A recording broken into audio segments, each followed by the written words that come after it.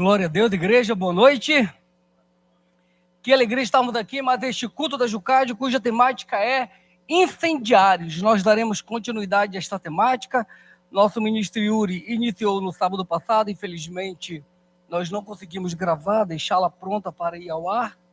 Tivemos um problema de internet, um problema também no nosso card.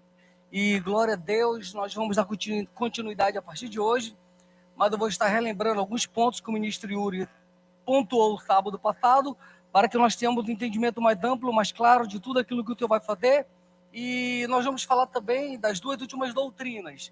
Então, pressupõe que quando o irmão não vem ao culto, ele assiste, quando ele chega do trabalho, quando ele tem uma folga, ou quando ele está em casa no seu momento de descanso. Então, eu vou falar de algo que eu creio que os que não puderam estar aqui na segunda passada e na segunda retratada já assistiram, então vão estar acompanhando o meu raciocínio. Amém, igreja? Glórias ao nosso bom Deus pela vida de vocês, servos do Deus vivo. Amados, ministro Yuri, sábado passado, então, ele estava falando justamente sobre isso, quando ele pregou nesta temática. Ele falou que nós estávamos no monte, quando ele colocou monte, nós entendemos que é o retiro, e que lá no retiro o Senhor nos encheu, nos inundou, nos aqueceu, encheu o nosso coração, fez com que nós ficássemos incendiados, tomados do fogo virtuoso do Senhor, ao ponto de nós termos brasas vivas, estarmos abrasados, avivados, ao ponto de nós estarmos em chamas. E ele falou da necessidade de nós mantermos a constância e a consistência deste fogo, desta chama, desse avivamento que ali nós recebemos. E ele falou dessa necessidade de nós termos constantes e consistentes nesta caminhada, que não seja algo efêmero, que não seja algo passageiro, que não seja algo temporário, mas algo latente, algo verdadeiro, algo virtuoso, algo que nós possamos nos alegrar como igreja, como corpo, de estarmos prosseguindo nesta caminhada, neste propósito, nessa jornada, ao ponto das pessoas olharem para a gente e ver, rapaz, ele continua incendiado, ele continua queimando. Aquele mesmo fogo que estava com ele no retiro está hoje aqui na igreja, está com ele no trabalho, está com ele na faculdade, está com ele no dia a dia. E quando ele falava de constância e consistência, me veio agora à mente o exemplo de uma torneira. Imaginemos que nós abrimos uma torneira, vou deixar a torneira aqui na frente para todo mundo ver, e essa torneira está aberta, está jorrando água aqui. E essa água está jorrando sem parar, imaginemos que está jorrando, a torneira está aberta, a água está caindo de forma constante. A água não parou, a água continua caindo. A água está constante, está caindo, está derramando. E esta água continuou caindo. E essa água caiu de hoje até amanhã. E continuou jorrando até depois de amanhã, até depois, e depois, e depois. A gente percebe que houve não apenas uma constância no jorrar daquela água, mas uma consistência, que isso aconteceu por um longo período. Imaginemos que alguém vem agora e que fecha esta torneira e deixa ela fechada. Houve o encerramento daquela constante, daquela água, do que se estava derramando ali. Imaginemos que todo dia de manhã essa torneira é aberta. Então ela é aberta pelo período de 1 hora. A constância com que a água jorrava diminuiu de 24 horas para apenas 1 hora pelo período da manhã. Aí depois fecha. No dia seguinte, foi aberto também durante mais 1 hora aquela torneira. No dia seguinte, mais 1 hora. No dia seguinte, mais 1 hora. Então, apesar de ter diminuído a constância, a consistência permaneceu, porque estava sendo consistente aquele ato de abrir aquela torneira às 1 hora por dia. Aí depois imaginemos que essa torneira foi aberta um dia sim, durante 1 hora, um dia não. Um dia sim, um dia não. A consistência está diminuindo. A constância diminuiu, a consistência está diminuindo. Imaginemos que essa torneira agora é aberta 1 hora, uma vez por semana, num culto dominical, por exemplo. Imaginemos agora que essa torneira é aberta 1 hora a cada 15 dias. A cada 15 dias eu vou num culto. Vocês estão entendendo a questão da constância e da consistência do que foi ministrado no sábado passado? Só para nós darmos segmento. Então, nós devemos ser constantes e consistentes naquilo que nós recebemos, naquilo que o Senhor nos deu, e isso deve ser uma verdade, deve ter algo latente, deve ter algo poderoso em nossas vidas. O nosso subtema de hoje são disciplinas espirituais. O ministro Yuri pontuou rapidamente, falou que para nós termos constância e consistência, nós temos que ter disciplinas, nós temos que ter algumas disciplinas em nossas vidas, e falou que eu vou falar hoje exatamente sobre isso, sobre essas disciplinas espirituais, sobre essas práticas e como essas disciplinas em nossas vidas mantêm o fogo aceso, mantêm o fogo vivo, vívido, latente em nossos corações. E que disciplinas são essas que devem ser constantes e consistentes em nossas vidas? Que práticas são essas que nós devemos ter em nossas vidas? E de que maneira o espírito abatido, de que maneira o hipocondríaco, ele acaba por se esfriar espiritualmente?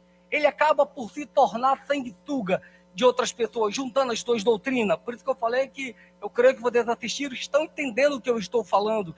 Então, de que maneira um homem de espírito abatido, uma pessoa que não consegue ter a sua mente, a sua alma, o seu espírito grato, alegre, constante e consistente na presença do Senhor, de que maneira uma pessoa que tudo na vida dela é motivo de esfriamento, de afastamento, de deixar de ler a palavra, por exemplo, que é uma disciplina que nós vamos falar, deixar de orar, por exemplo, de que maneira uma pessoa que é hipocondríaca, que tudo para ela é doença, é motivo de, hoje eu não vou orar porque eu acordei, eu senti uma dor de cabeça, e na verdade era só, não tinha comido ainda, a pessoa não tinha comido, e algumas pessoas quando não comem sentem dor de cabeça, e fala, não, eu estou doente, hoje eu não vou ler a Bíblia, hoje eu não vou orar, hoje eu não vou congregar.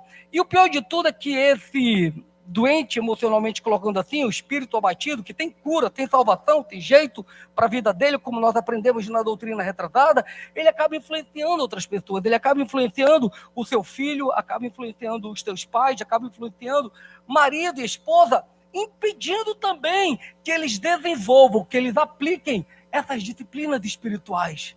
E quando tal pessoa faz isso, ela se torna parasita. Ela está tirando a vida daquela pessoa, ela está impedindo o crescimento daquela pessoa, ela se torna uma sanguessuga na vida daquela pessoa, meus amados. Isto é muito sério. Nós vamos entender de que maneira as disciplinas nos ajudam, nos auxiliam e como elas devem ser feitas de forma prática na nossa vida para que nós a tenhamos em constância e consistência a cada dia. Amém, amados? Uma pequena introdução só para a gente comentar. E quais são essas disciplinas espirituais? Eu poderia falar de várias, o nosso tempo não permite, eu vou falar apenas de 5, e algumas terão de forma direta, bem objetiva. Essas 5 disciplinas espirituais, a última para mim, no meu ponto de vista, particularmente falando, eu a considero como a mais importante, mas todas elas são importantes na nossa caminhada cristã e todas elas são motivos de palavras doutrinárias, palavras mesmo profundas. A primeira disciplina espiritual, leitura e prática da palavra. Segunda, oração. Terceiro, jejum. Quarto, dízimo de ofertas. Quinto, congregar. Presbítero, tu falaste que o congregar, no teu ponto de vista, é o mais importante. No meu ponto de vista, sim, porque quando nós congregamos, nós estamos praticando a palavra. Quando nós congregamos, nós lemos a palavra aqui como igreja, como corpo. Isso não priva de eu ler na minha casa, no meu devocional, na minha intimidade. Nós vamos ver isso. Quando nós congregamos, nós temos um momento de oração. Quando nós congregamos, nós temos aqui um momento de adoração, que eu vou pontuar isso quando nós formos falar de jejum.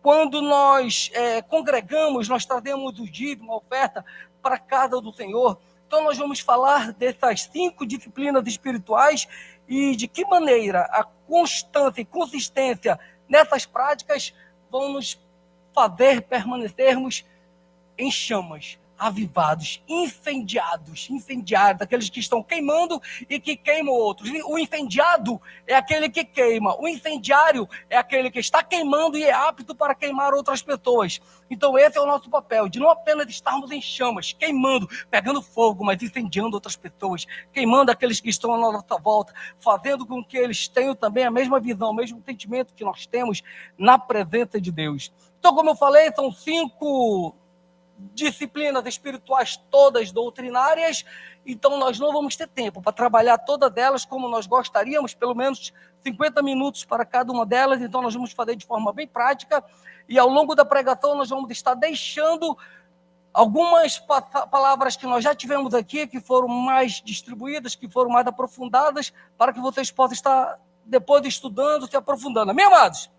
Vamos lá, abramos a palavra do Deus vivo em Mateus capítulo 7, nosso pastor amado vai nos ler o versículo 24, do versículo 24 até o versículo 27, e nós vamos começar falando da questão prática da palavra de Deus. Nós vamos começar falando da prática da palavra de Deus. Mateus 7, de 24 a 27.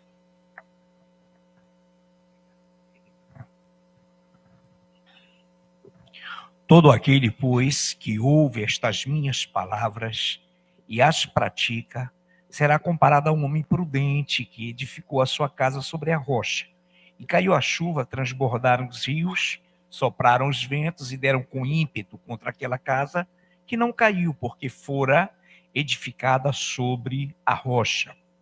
E todo aquele que ouve estas minhas palavras e não as pratica, será comparado a um homem insensato que edificou a sua casa sobre a areia. E caiu a chuva, transbordaram os rios, sopraram os ventos e deram com ímpeto contra aquela casa, e ela desabou, sendo grande a sua ruína.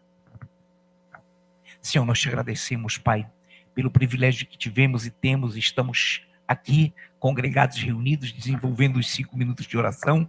Já tivemos uma tremenda e maravilhosa ministração, tremendos e lindos louvores, e agora, Pai, capacita-nos também, tanto quanto ao teu servo, presbítero Luciano Gonçalves, já devidamente ungido pelo teu Espírito Santo, para que todos nós aqui saiamos cheios e reconfortados pela glória da tua palavra. Em nome de Jesus, amém. Amém, meu pastor. Glórias ao nosso bom Deus. Aleluias. Amados, então nós vimos aqui a questão da prática da palavra de Deus. É uma palavra conhecida, nós sabemos que nós não devemos ser apenas ouvintes, mas praticantes da palavra de Deus. A palavra de Deus, ela não deve ser apenas ouvida em nossas vidas, mas deve ser vivenciada. Deve ser praticado, o texto é claro, aquele que ouve e pratica a palavra de Deus, falando no sentido prático, é como o homem que firmou, que construiu sua casa sobre a rocha. Vem as dificuldades, vem as lutas, vem as tempestades, vem tudo aquilo contra esta casa, contra esta vida, contra esta família, e ela não se abala, porque foi edificada sobre a rocha. Este é o que lê, ouve e pratica a palavra de Deus. O que apenas é ouvinte, o que não pratica, o que não tem prazer na lei do Senhor, qualquer chuva, qualquer tempestade, qualquer coisa o derruba, porque a tua vida, a tua base, a tua estrutura, a tua casa foi alicerçada, foi firmada sobre a areia, então cai com grande facilidade. Então nós precisamos primeiramente entender isso, que a prática da palavra de Deus é o pontapé inicial para a nossa caminhada cristã, nossa caminhada com Deus. E quando nós vamos falar de leitura, o estudo das Escrituras nos ajuda a conhecer, a entender, a ter dimensão da vontade de Deus para nossas vidas. A leitura da palavra de Deus, juntamente com a tua prática, claro, entenda, sempre que eu falo de leitura, não é uma leitura teórica, é uma leitura de forma prática, é ler a palavra de Deus e praticar a palavra de Deus. Por isso eu comecei com a prática, amém, amados? Então toda vez que você ouvir eu falando a questão da leitura, pense, eu tenho que ler e tenho que praticar. Leio e pratico, não é algo teórico, algo distante de mim, algo que não está na minha vida, na minha realidade. Então a leitura, o estudo das Escrituras nos dá força para nós resistirmos às tentações, nos fortalece em nossos desafios, nos faz entender a vontade de Deus, nos facilita a conhecermos mais a Deus. Colossenses 3,16 diz o seguinte: habite ricamente em vós a palavra de Cristo. Então a palavra de Cristo, ela deve habitar ricamente em vós, não é de forma pobre, mas é rica, é abundante, é plena, é transbordante. A palavra de Deus, ela tem que estar transbordando na tua vida, ela tem que estar habitando ricamente em ti, tem que estar habitando ricamente em mim, porque quando nós temos a palavra de Deus habitando de forma rica, de forma plena, de forma abundante, toda vez que vem uma dificuldade, toda vez que vem uma intempérie, toda vez que vem uma argumentação contra qualquer coisa ou de qualquer coisa, nós nos apoiamos na palavra de Deus. Ela de forma rica e nós vamos ter argumentos na palavra para confrontar o inimigo, para confrontar as tentações, para confrontar tudo aquilo que se levanta contra nossas vidas. Então essa palavra, ela tem que habitar de forma rica em nós. 1 Timóteo 4,13 diz: aplica-te à leitura. Paulo está falando para Timóteo: Timóteo, aplica-te à leitura, te dedica à leitura, te aprofunda na leitura da palavra de Deus, busca, te dedica, te aplica, vai profundamente nela. Não abra mão da palavra de Deus. João capítulo 5, versículo 39, ele diz o seguinte: examinai as escrituras, porque julgais ter nelas vida eterna, e são elas mesmas que testificam de mim. Então nós temos que examinar a escritura, nós temos que buscar, nós temos que ter prazer na lei do Senhor, na sua palavra, no seu ensino, em tudo aquilo que ele nos instrui. E nós sabemos que uma pessoa fica boa em algo sem prática, sem treino, sem dedicação, e nós devemos ter o hábito de ler a Bíblia. Nós devemos ter constantes e consistentes na leitura e na prática da palavra de Deus. São coisas que nós devemos ter em nossas vidas, nós devemos caminhar com isso, nós devemos estar andando com isso. Aí eu lembro novamente do que o pastor colocou no domingo retrasado, segunda retrasada, sobre o hipocondríaco, amados. Ele não consegue ler a palavra de Deus, ele não consegue praticar a palavra de Deus, porque tudo para ele é doença.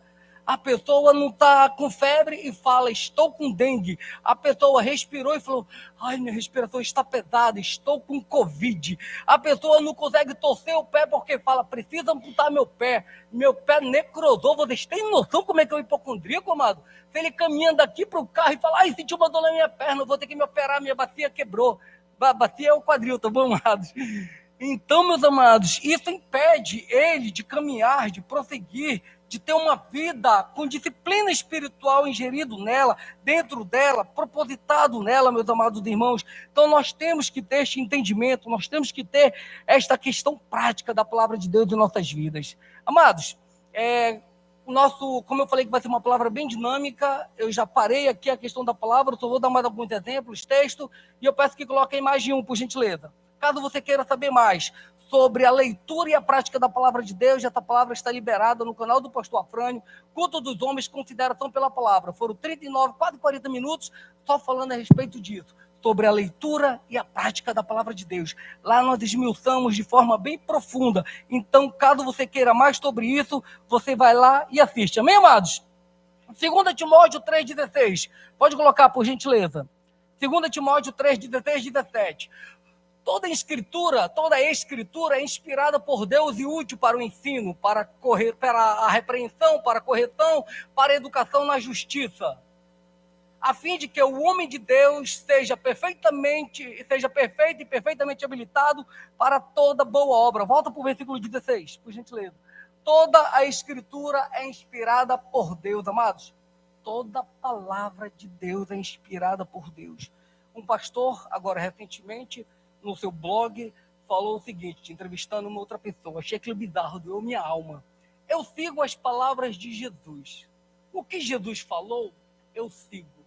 O que Paulo falou, eu não sigo. O que Pedro falou, eu não sigo.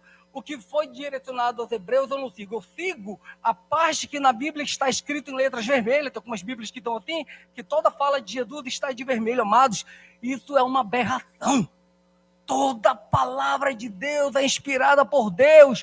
Toda a palavra de Deus, Velho Testamentário e Novo Testamentário, é a boca de Deus para a gente. É a palavra de Deus aqui, meus amados irmãos. Aquilo doeu minha alma. Eu parei, eu falei, pelo amor de Deus. Olha o que diz 2 Pedro, capítulo 1, versículo 20. Pode colocar.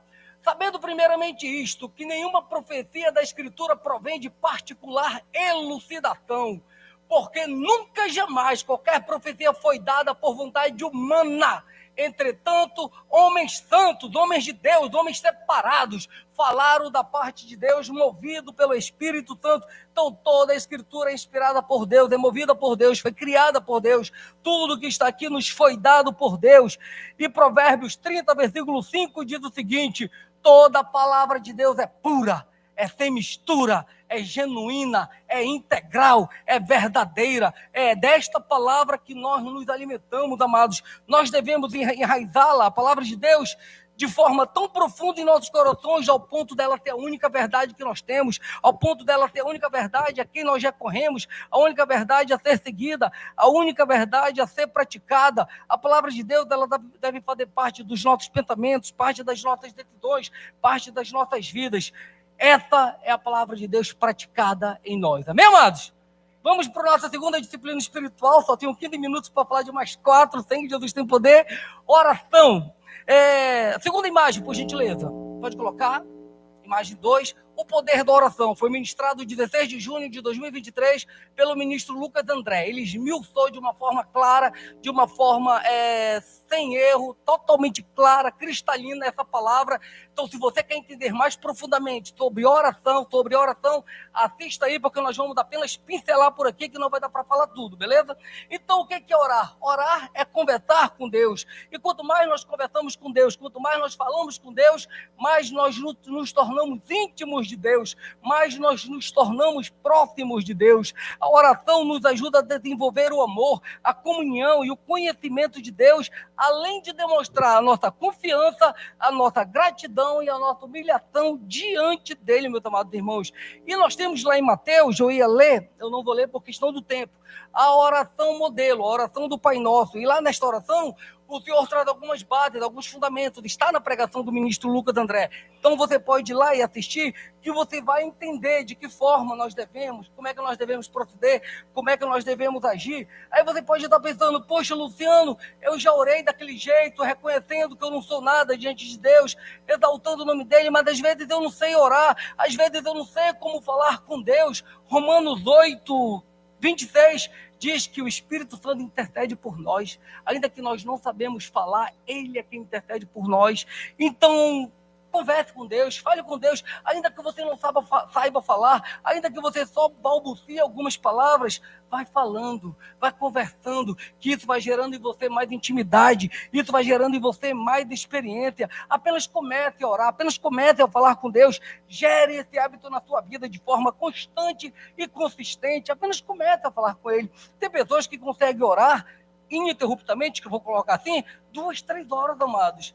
Então tente orar 5 minutos, tente orar 10, depois vai aumentando essa constância, essa intensidade da sua oração, ao ponto de você ter mais intimidade com Deus, conhecer mais de Deus. Aí você pode falar bem assim, perguntar, poxa, Luciano, lá em 1 Tessalonicenses, pode colocar 5,17, diz o seguinte, orai sem cessar. Poxa, mas orai sem cessar? O que é isso? Eu tenho que estar andando aqui, as pessoas estão falando comigo, espero que eu estou orando, Deus, em nome do Senhor Jesus. Ele falou, não, esperem, rapidinho, eu estou orando. Não, amados, orar sem cessar é nós estarmos constantemente em comunhão com Deus. É o tempo todo que o nosso espírito está falando com Deus. É o tempo todo em constante comunhão com o Pai. Eu vou para o trabalho de manhã, eu vou o tempo todo orando, conversando com Deus. Daqueles 30 minutos de pergunta, eu vou falando com Ele, eu vou conversando com Ele. E Ele vai nos respondendo, Ele vai nos dando direção, Ele vai nos dando sabedoria para lidar o dia. Para você ter ideia, até na academia eu falo com Deus, amados. Até na academia eu oro. Eu estou lá na academia, estou fazendo a minha esteira, estou fazendo o meu cardio, mas eu estou aqui conversando com Deus, estou falando com Ele. Então isso é orar sem cessar, é nós estarmos tão ligados a Deus, mas ao ponto da gente estar sempre em comunhão com Ele, estar sempre próximo dEle, estar sempre junto dEle. Colossenses 4, 2, a parte A, diz o seguinte, perseverai na oração. O que é perseverar? É você ser exatamente constante e consistente. Tem pessoas que dizem assim, poxa, eu orei para minha mãe aceitar Jesus, até hoje ela nunca aceitou. Não desista não, continue orando, continue, perseverai na oração, não desista. Meu filho, continue, não desista não. Meu marido, minha esposa, persevere, não desista, continue. Tiago 5,16 diz que muito pode em sua eficácia a súplica, a oração do justo, ela muito pode, meus amados. Então nós devemos orar, nós devemos clamar, nós devemos pedir de Deus, em nome do Senhor Jesus. Eu não lembro até que horas nós vamos.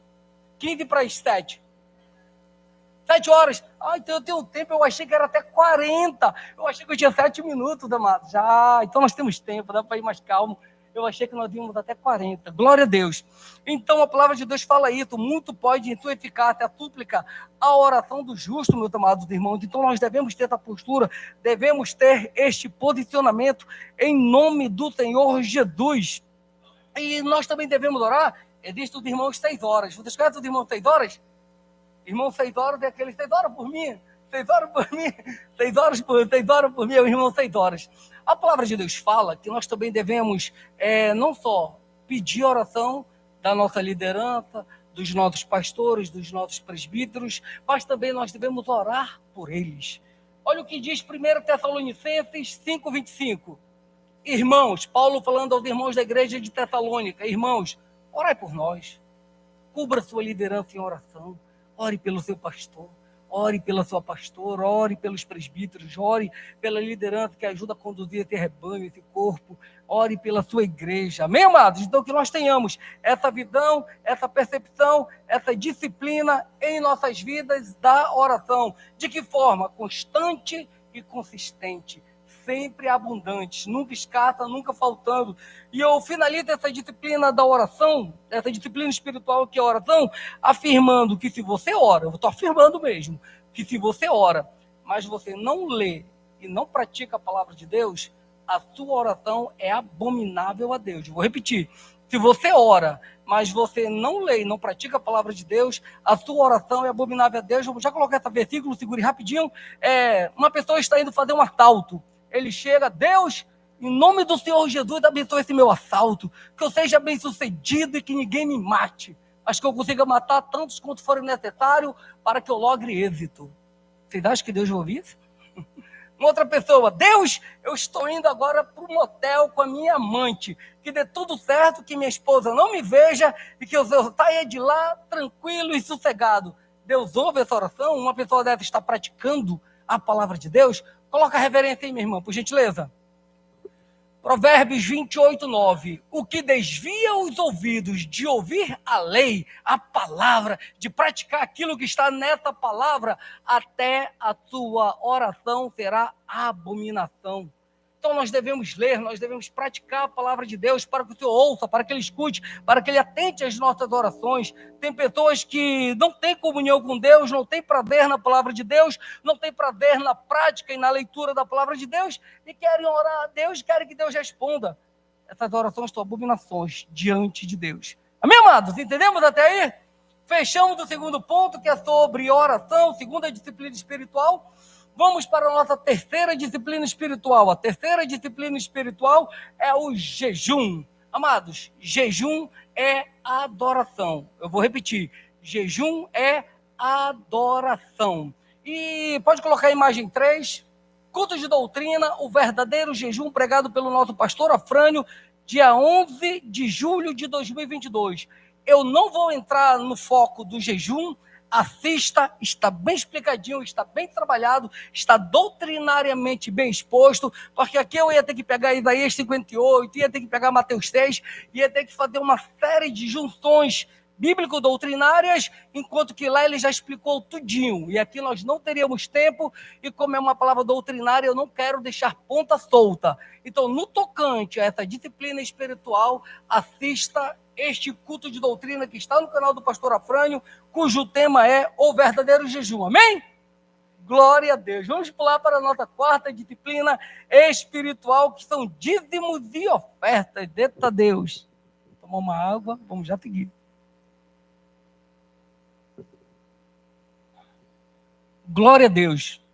Amados, as pessoas podem olhar e falar, Luciano, desde quando dízimo e oferta é uma disciplina espiritual? É uma disciplina, amados. É uma ordenança de Deus em nossas vidas. É algo que o Senhor ordenou. Então é algo que nós devemos fazer com disciplina, de forma constante e consistente, tendo constância e consistência nessa prática, nessa disciplina em nossas vidas. É algo bíblico, é algo doutrinário, nós devemos ter essa prática latente, essa prática verdadeira em nossos corações.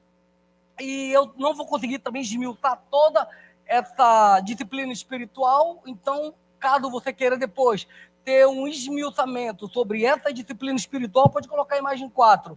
Assiste esse culto aí, amados. Culto dos homens, mordomos do Senhor 2.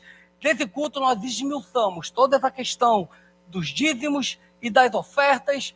E hoje eu vou apenas pontuar algumas coisas para abrir o seu entendimento, para que você compreenda.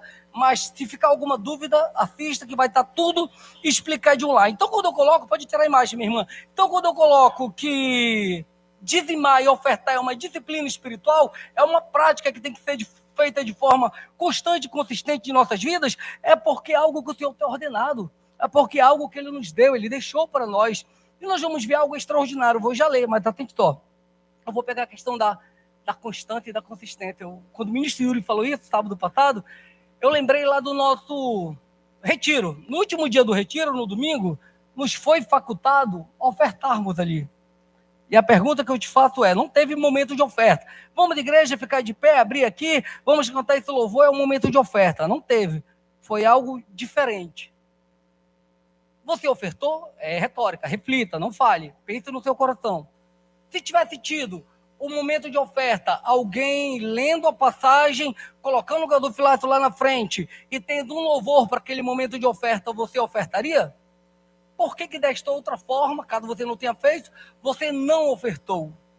Não é um hábito na sua vida? Não é uma prática? Você não tem constância nem consistência no ato de ofertar? É uma pergunta para a nossa vida. Vamos pensar, vamos refletir. Senhor, poxa, é verdade, se eu tivesse tido aquele momento de louvor, aquele momento eu teria pego, eu teria ofertado, mas como não teve, poxa, Senhor, estou sendo negligente, eu não estou sendo consistente nem constante nessa área. É uma palavra de reflexão para nossas vidas, tá bom, amados? Fica a reflexão. Vamos lá, Malaquias capítulo 3, versículo 8. Roubará o homem a Deus? Todavia vós me roubais e dizeis, em que te roubamos? Nos dízimos e nas ofertas. Eu vou repetir. Roubará o homem a Deus? E o homem mesmo fala para Deus. Deus, na verdade, faz essa pergunta. Roubará o homem a Deus? E o próprio Senhor Jesus responde, todavia vós me roubais e dizeis, em que nós temos te roubado, Senhor? E o próprio Senhor responde para eles, nos dízimos e nas ofertas. E o versículo 9 não tem aí, mas diz que com maldição sois amaldiçoados todos vós que me roubais. Todos vós que me roubais nos dízimos e nas ofertas, sois amaldiçoados, tornam-se malditos. Sobre vocês tem um peso de condenação, um peso de culpa, porque vocês me roubam. E tem algo extraordinário no versículo 10, que nós vamos ler, pode colocar, que é fantástico, amados. Deus não tem obrigação de nos dar nada. Pense com isso. Deus não tem obrigação de nos dar nada. Ele é supremo, ele é soberano.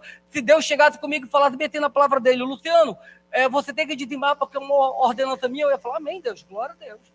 Eu obedeço, ponto, acabou. É para dizimar, é uma ordenança. Mas olha o que ele diz no versículo 10. Trazei todos os dízimos da casa do tesouro para que haja mantimento em minha casa. Segue. E provai-me nisto, diz o Senhor dos Exércitos. O que é provar? Faz isso para você ver o que eu vou fazer contigo. Se eu não vos abrir as janelas dos céus e derramar sobre vós bênçãos sem medida. Amados, é algo extraordinário. Quando nós dizimamos ao Senhor, quando nós levamos a oferta ao Senhor, o Senhor abre a janela dos céus e nos abençoa.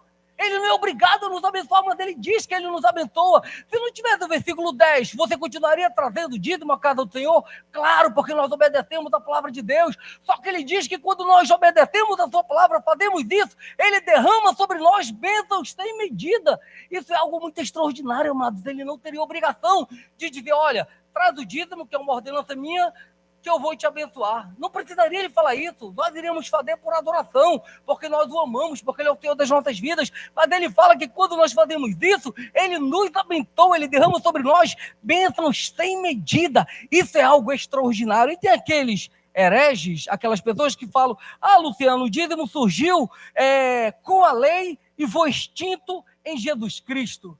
Errado. Mentira do diabo. Heresia.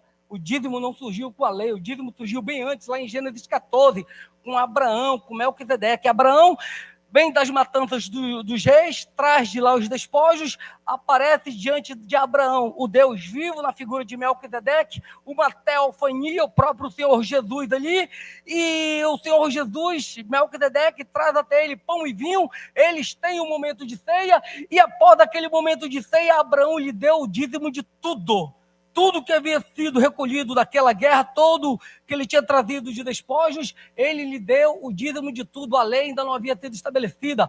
A lei vem só depois, lá com Moisés, meus amados irmãos. Moisés ainda não havia nem nascido. Vem Abraão, vem Isaac, vem Jacó, vem José no Egito. Depois de José do Egito, é que lá no Egito nasce Moisés. Para depois que Moisés sai do Egito e caminha rumo à terra prometida, é estabelecido a lei do levirato, e ali é estabelecido, mas o dízimo surge muito antes disso. Não só Abraão, mas também Isaac e Jacó entregaram o dízimo de tudo, amados. Amém, irmãos? Então, o dízimo ele não surgiu na lei, e ele não foi extinto em Cristo Jesus, nós sabemos disso. Mateus 23. Isso aqui Jesus está vivo. Então, eles ainda não estavam debaixo da graça, vou colocar assim, tá bom? Porque disse que a graça iniciou-se após a morte e ressurreição de Cristo. Então, vamos lá.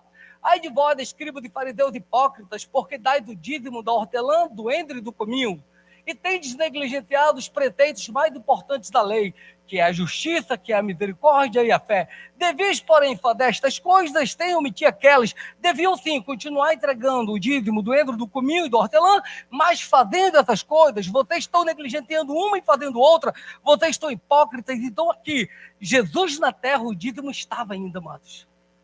Jesus é arrebatado, Jesus é morto e ressuscitado, assunto aos céus, está sentado à destra do Pai. Vamos lá para Hebreus. Hebreus, Jesus não estava mais na terra. Olha o que diz Hebreus, tem aí? Hebreus, tem sim. Aliás, vamos lá, olha o que diz aí. O Hebreus, a gente tem que pegar desde o capítulo, do versículo 1, do capítulo 7 de Hebreus.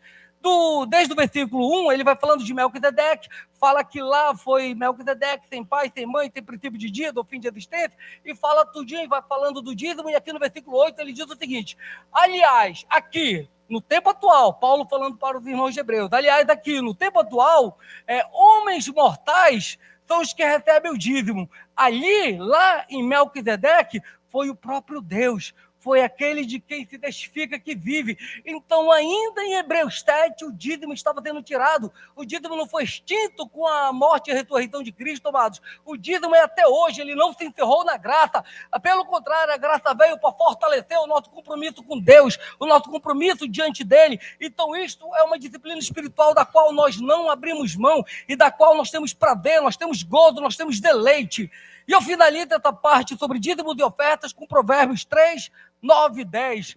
Honra ao Senhor com os teus bens e com as primitas de toda a tua renda, e se encherão fartamente os teus celeiros e transbordarão de vinho os teus lagares.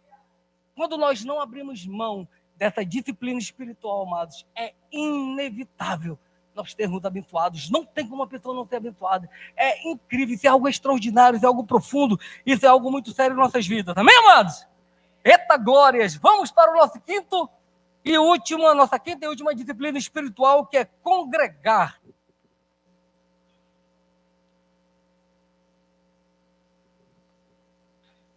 Estamos fazendo mágica, ministrando. É bom porque tem um monte de patagem que vai corroborando, outros cultos, que vai dar para a gente dar entendimento. Imagem 5, não vou falar de tudo, caso você queira, assista esse culto da Jucade do dia 25 de agosto de 2023. Vínculos, eu ministrei esta palavra nesse dia e eu falei justamente sobre igreja, sobre congregar. E lá, eu durante 40 minutos, eu acho, esmiuçei, está só 6 ali porque foi fragmentado em 3 partes. Lá nós conseguimos desmiuçar doutrinariamente a questão do corpo, a questão da igreja e a questão do congregar. Hoje nós vamos falar de uma forma mais resumida, tá bom? Mais light, para poder ter entendimento. Amém, igreja? Então, para nós entrarmos no congregar, primeiramente, Lucas, traz um papel para mim, por gentileza. Obrigado.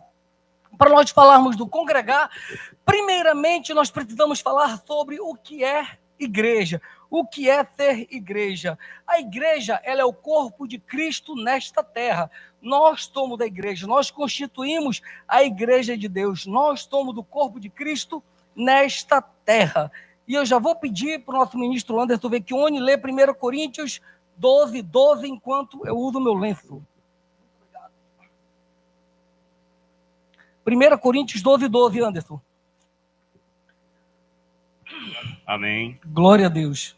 1 Coríntios 12, 12. 12, exatamente. Só essa porção. Amém.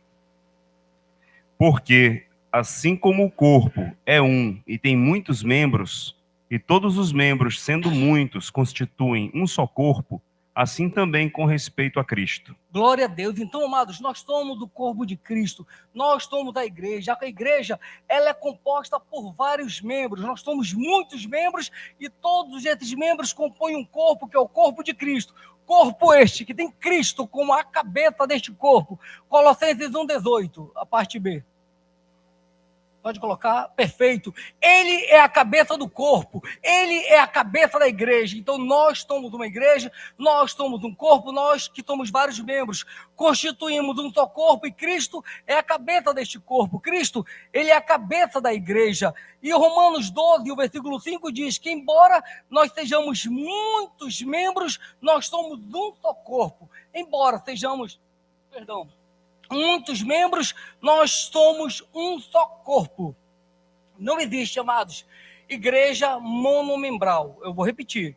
Não existe igreja monomembral. O que é isso? Igreja com um só membro. Ah, eu sou igreja. Negativa, é mentira do diabo. Não existe igreja com apenas uma pessoa. A expressão eu sou igreja é herética, é heresia. Você pode afirmar assim, eu sou o templo do Espírito Santo, porque individualmente, nós, cada um individualmente, é templo do Espírito Santo. Mas para que seja igreja, ela precisa de membros. Então você não é igreja, você é membro desta igreja, você é membro do corpo de Cristo. Cada um de nós somos membros do corpo de Cristo. 1 Coríntios 12, 27 diz o seguinte, ora, vós sois corpo de Cristo e individualmente membros desse corpo. Eu vou repetir, ora, vós, plural, a terceira pessoa do plural, vós sois o corpo de Cristo, mas individualmente você é membro desse corpo. Jane, Sidney, você individualmente é membro do corpo. Orlandinho, individualmente você é membro do corpo, você não é igreja. Agora, se juntar vocês, aí vocês compõem o corpo de Cristo. Está claro o texto? O texto é claro. Ora, vós coletivamente sois o corpo de Cristo e individualmente membros desse corpo de Cristo. Individualmente, nós somos membros do corpo de Cristo. O corpo sem um membro, ele continua sendo corpo. Eu vou repetir. O corpo sem um membro, digamos que o meu corpo tem essa orelha, vou ficar feio, mas continuo sendo corpo. Eu vou continuar sendo Luciano, só que sem um membro, só que sem essa orelha. A igreja sem mim, sem você, ela continua sendo igreja, amados. Agora, eu fora da igreja, eu sem igreja, eu fora do corpo, eu fora desse organismo vivo, eu morro. Essa orelha, fora desse corpo, ela morre. Ela vai necrosar, ela vai perder vida, porque ela não está atrelada a um organismo vivo, ela não está recebendo vida, ela não está recebendo direção da cabeça, que é Cristo. Amém, amados? Então, membro, tem uma música que diz assim, membro fora do corpo acaba morrendo, amputado é condenado, é só questão de tempo. Então, nós não podemos estar fora do corpo, nós devemos estar no corpo. A igreja foi criada por Deus para que nós possamos crescer em unidade, para que nós possamos crescer em comunhão, para que nós possamos crescer em fraternidade, em amor fraternal, em amor ao próximo, ao nosso irmão, para que nós possamos lidar com as diferenças e com as adversidades que nós vamos enfrentar dentro do corpo de Cristo, amados. Entenda, não existe igreja perfeita. Porque a igreja é constituída de seres humanos e nós não somos perfeitos, nós somos falhos, nós tentamos ao máximo não errar, tentamos ao máximo acertar, mas nós vamos errar, nós vamos falhar, e nós temos que saber lidar com as falhas do nosso irmão, o irmão vai ter que saber lidar com nossas falhas, porque nós não somos perfeitos, nós estamos buscando em Deus a perfeição, estamos buscando em Deus a plenitude, e isso chegará para nossas vidas por ocasião do arrebatamento em nome do Senhor Jesus. Então, agora que nós já entendemos o que é a igreja, o que é o corpo de Cristo, nós estamos aptos para nós compreendermos a importância do congregar. E eu vou começar lendo a passagem da nossa presbítera, que ela leu ontem, Salmos 122, versículo 1. Alegrei-me quando me disseram, vamos à casa do Senhor. Alegrei-me quando me disseram, vamos à casa do Senhor. Quando nós vamos para a casa do Senhor, amado, é motivo de alegria, é motivo de gozo, é motivo de plenitude, é motivo de satisfação, é motivo de júbilo, amados. Alegrei-me quando me disseram, vamos à casa do Senhor. O salmista, quando coloca isso, é porque a época não tinha a liberdade que nós temos hoje de ir ao templo, de ir para a casa do Senhor. Era algo que acontecia de forma especial, esporádica, não era como nós temos hoje. Imaginemos agora se aqui no Brasil a igreja está sofrendo uma perseguição, Isso não vai acontecer. Se o momento que isso acontecer, nós vamos ser arrebatados. Mas imaginemos que a igreja aqui no Brasil está sofrendo uma perseguição ferrenha. Aí nós estamos aqui, eu, pastor, pastora, Nani, alguns líderes tentando organizar para a gente fazer um culto. Aí o pastor fala, poxa, nós vamos conseguir colocar um culto terça-feira. Luciano, divulga no grupo do Consciência, nos Gaditas, terça-feira vai ter um culto de adoração na nossa igreja. Aí a gente coloca isso no grupo dos Gaditas, do Consciência. O pessoal que ouve em casa vai reunir, amor, vai ter culto terça-feira, vai ter culto, alegrei-me quando me disseram, vamos à casa do Senhor, vai ter culto na terça, aí a gente reúne, vai ter culto sexta, vamos sexta que vai ter culto. Então nós temos que ter esse mesmo anseio, essa mesma expectativa, quando nós temos a oportunidade aqui de adorar. A cada culto a gente tem que olhar e falar, meu Deus, que alegria, que oportunidade, que satisfação eu tenho de ir para a casa do Senhor, de estar lá, de estar congregando, que alegria eu tenho de fazer parte do corpo de Cristo e de poder adorá-lo. Eita, glórias! Nós devemos ter esse desejo, essa vontade, esse desejo de congregar. Tem que ser constante e consistente em nossas vidas. Tem que ser constante e consistente. Eu tenho que querer estar na presença do meu Deus na segunda, na quarta, na sexta, no sábado, no domingo. Eu não posso, eu estudo, eu trabalho. Eu só posso estar sábado e domingo, mas sábado e domingo eu não abro mão. Mas sábado eu tenho um casamento, vou para o casamento depois do culto. A prioridade é a igreja, porque eu não fui de segunda a sexta. É o meu desejo. Mas eu tenho um cinema para ir. Vou depois do culto, porque agora o meu desejo, a minha prioridade é a casa do meu Deus. Alegrei-me quando me disseram, vamos à casa do Senhor. Isso é constância, isso é consistência. Poxa, eu trabalho e estudo de segunda a sexta, só posso estar no culto sábado e domingo. De forma constante, consistente, eu estou na casa do Senhor sábado e domingo.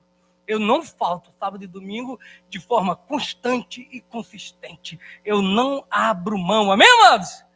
Glória a Deus. Hebreus 10, 25 diz o seguinte, não deixemos de congregar como é costume, como é hábito, como faz parte da constância e da consistência de alguns. Não deixemos de congregar, antes façamos admoestações, quanto mais nós vemos que o dia do Senhor se aproxima, dia com D maiúsculo, o dia do Senhor para arrebatar a sua igreja. Nós devemos estar pleno, pronto, preparados, desejando a casa do Senhor. Perdão, amados. Desejando a casa do Senhor. A casa do Senhor é lugar de alegria, meus irmãos. Salmos 84, 4. Bem-aventurado, extremamente felizes, feliz de forma superlativa. Bem-aventurados que habitam em tua casa e louvam-te perpetuamente. Bem-aventurado, extremamente feliz, abundantemente feliz estão aqueles que habitam em tua casa, meus amados irmãos. A casa do Senhor é lugar de refúgio, a casa do Senhor é lugar de segurança, a casa do Senhor é lugar de proteção. Nós temos um exemplo que aconteceu muitos anos atrás.